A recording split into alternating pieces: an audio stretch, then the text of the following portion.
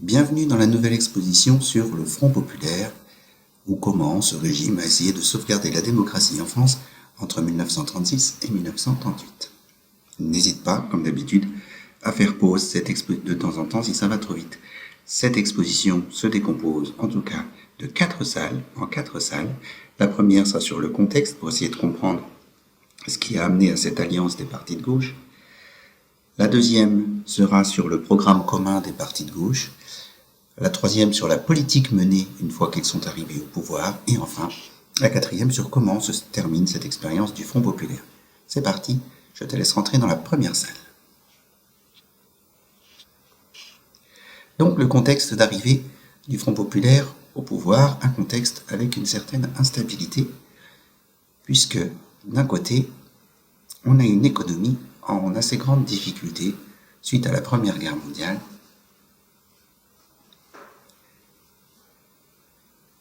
et suite à la crise qui frappe les États-Unis en 1929.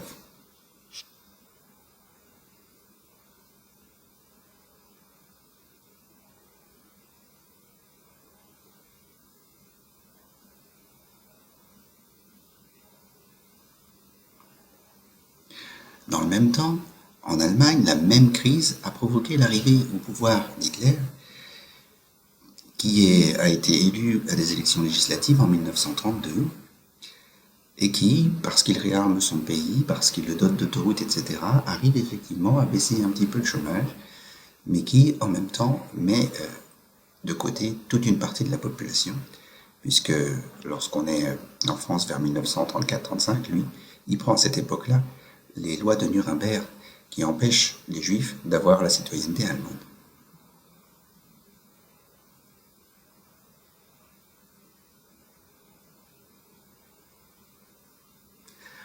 Alors nous, dans ce contexte, on a des mouvements d'extrême droite qu'on appelle les ligues,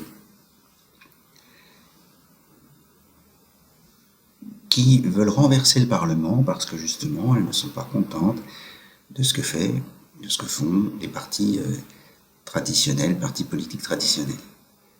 Donc le 6 février 1934, elles enclenchent une grande manifestation à Paris qui va dégénérer.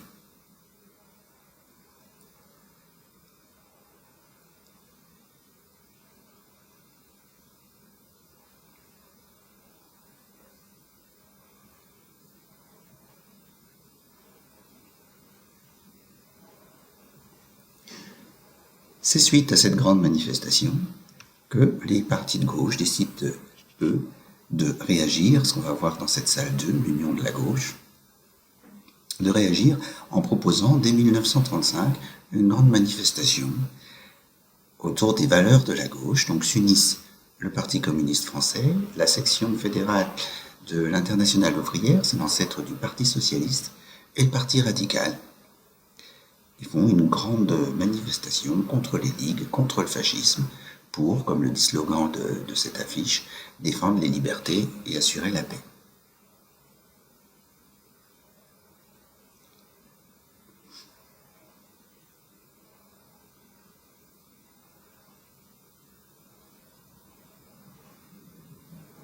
Alors c'est pas le tout de faire une manifestation, ils se mettent aussi d'accord autour d'un programme commun pour se présenter ensemble, en tout cas sous la même étiquette, aux élections législatives de 1936.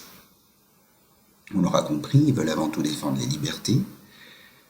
Ça se voit dans l'affiche en bas, pour la liberté, contre le fascisme.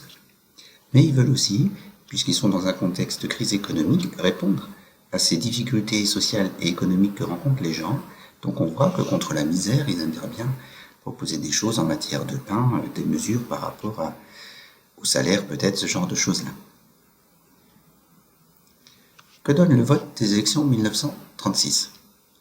On a ici l'organigramme qui nous montre bien que, à eux trois, communistes, socialistes et radicaux, ont la majorité à l'Assemblée nationale, vont donc pouvoir mettre en œuvre leur programme. Léon Blum, qu'on a en bas à droite du panneau, est choisi comme le président du gouvernement, le président du conseil de ce gouvernement. Et tout de suite, les ouvriers, un peu partout en France, on voit la photo autour de Paris avec les usines Renault, on voit celle autour de Bordeaux, autour des chantiers navals, un peu partout en France, on essaye de mettre la pression à ce gouvernement pour qu'il... Alors dans la joie, c'est pour ça qu'on parle de grève de la joie, dans la joie parce qu'on est content que ce gouvernement ait été élu, mais on veut bien lui montrer qu'on attend des choses de lui, qu'on attend des mesures sociales. Quelles mesures va-t-il prendre? Il prend déjà un accord politique mené par le Front populaire. Quelle réforme? Il prend déjà un accord qu'on appelle l'accord Matignon, puisque c'est le nom de l'endroit où il y a justement le président du Conseil. Et qu'est-ce qu'il y a dans ces accords, dans cet accord-là? D'abord, cette notion de contrat collectif, de contrat entre les patrons et les ouvriers, pour faire progresser les conditions de travail des ouvriers. On voit notamment, on obtient assez vite une hausse des salaires qui va jusqu'à 15% pour les salaires les plus faibles, la liberté pour les salariés d'avoir l'opinion qu'ils veulent, de se syndiquer s'ils veulent, et même la création de délégués du personnel pour les représenter auprès du patronat et obtenir certaines avancées sur le plan de la sécurité, par exemple sur le plan de l'hygiène dans les entreprises. La CGT est un des syndicats de gauche, d'extrême gauche, principaux qui sont convoqués et consultés lors de ces accords Matignon. Après les accords Matignon, très bien accueillis, il y a aussi bien sûr d'autres mesures sociales qui succèdent. En voici les principales. La semaine de travail passe de 48 heures à 40 heures. Il n'y avait pas jusque-là de congés payés, on obtient 2 semaines de congés payés. Un ministère est créé pour le sport et les loisirs. Et puis, la scolarité est rendue obligatoire jusqu'à 14 ans au lieu de 13 ans.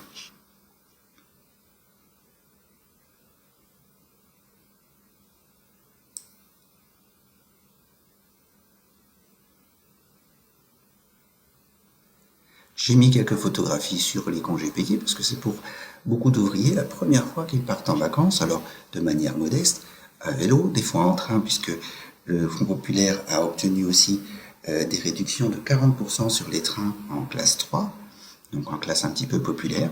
Et puis pour la première fois, certains vont voir la mer, vont voir la plage.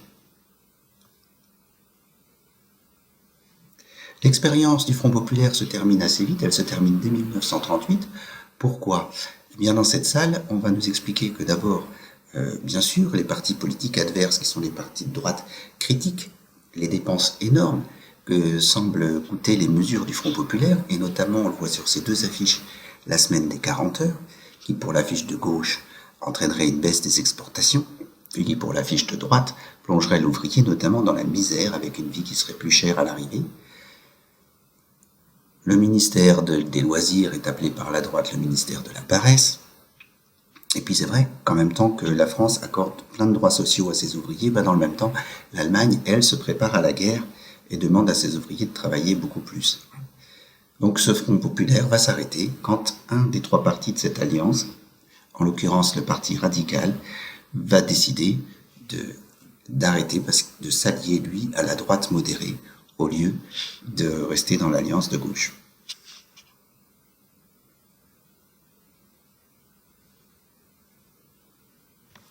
Voilà, c'est tout pour cette exposition. J'espère que ça t'aura aidé à bien retenir la politique du Front populaire et cette partie de ce chapitre-là.